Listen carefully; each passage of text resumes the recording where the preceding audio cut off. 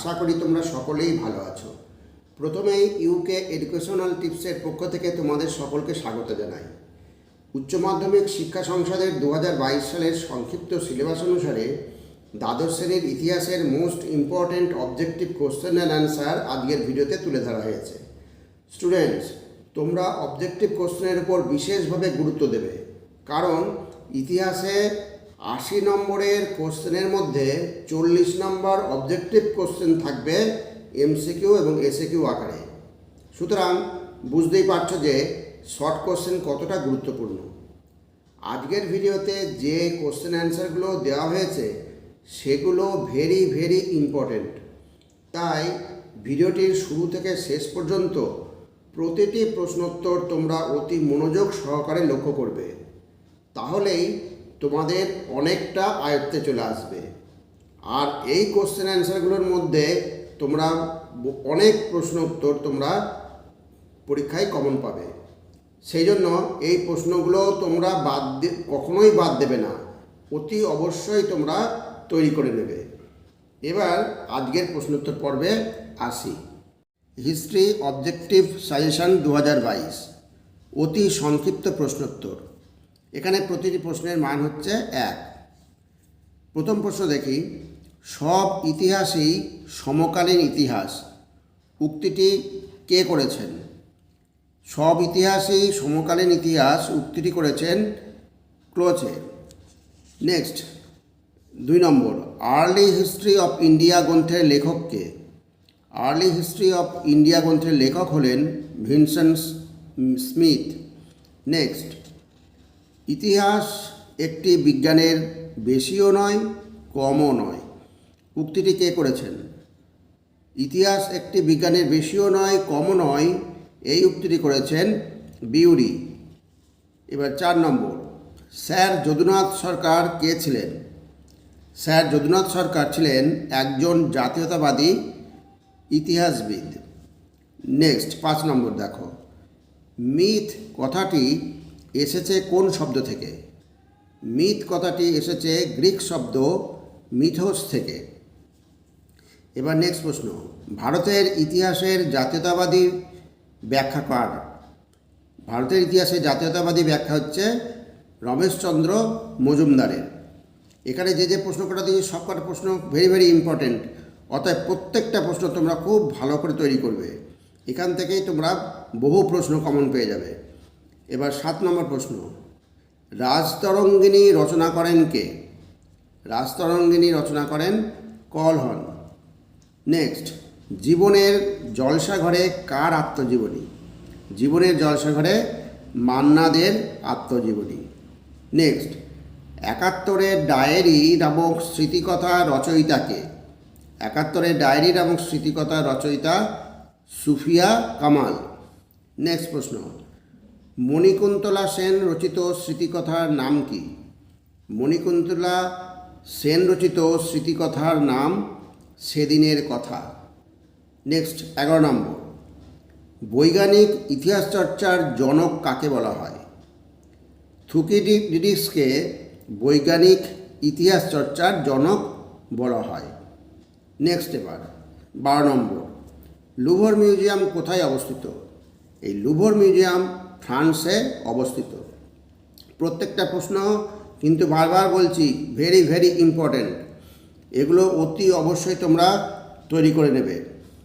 এবার নেক্সট 13 নম্বর, কে বাংলায় দ্বৈত শাসন ব্যবস্থার অবসান ঘটায়?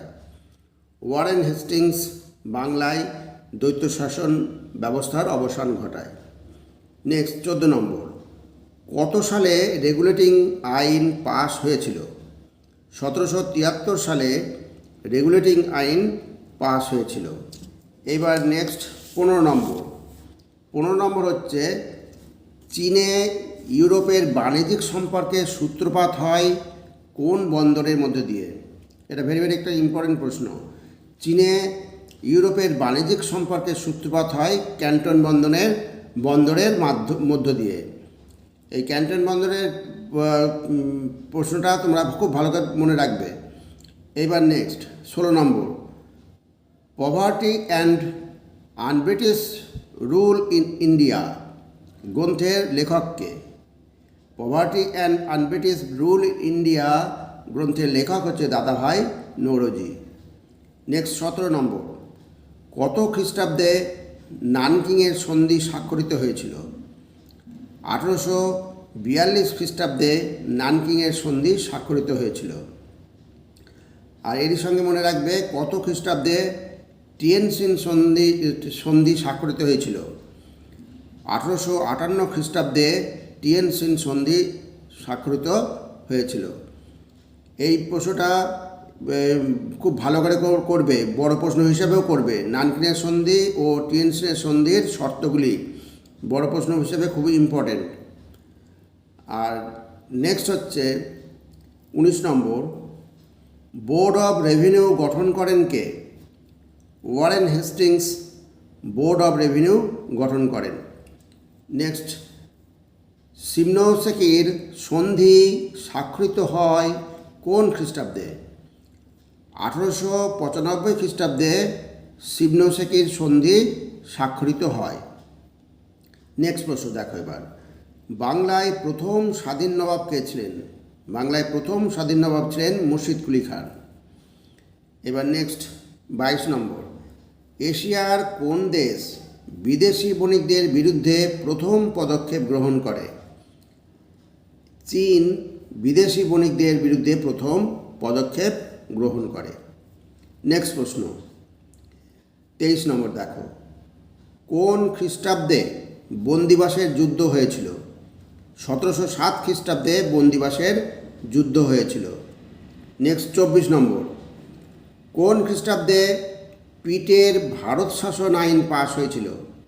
1784 খ্রিস্টাব্দে পিটের ভারত শাসন আইন পাস হয়েছিল।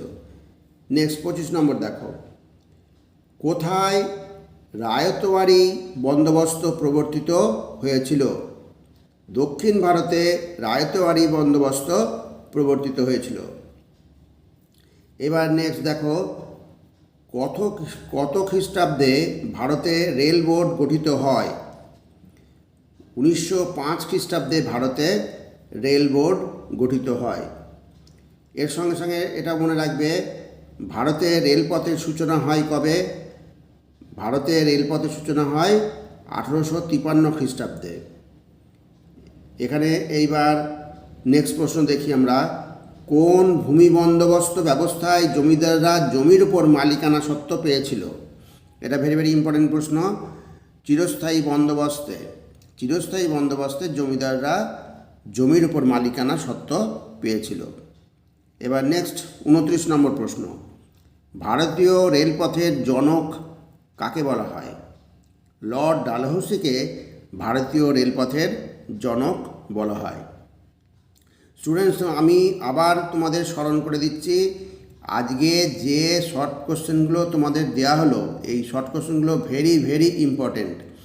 অতএব এগুলো তোমরা অতি অবশ্যই তৈরি করে নেবে। তৈরি না করে তোমরা এগুলো বাদ দিয়ে পরীক্ষার হলে কখনোই যাবে না। যাই হোক স্টুডেন্টস, ভিডিওটি যদি ভালো লাগে অবশ্যই সাবস্ক্রাইব করো, লাইক এবং কমেন্টস করতে যেন ভুলো না, এবং তোমার বন্ধুবান্ধবদের মধ্যে ভিডিওটি শেয়ার করো। তাহলে আজকে এখানেই শেষ করি। তোমরা সকলে ভালো থেকো, সুস্থ থেকো। Thank you very much.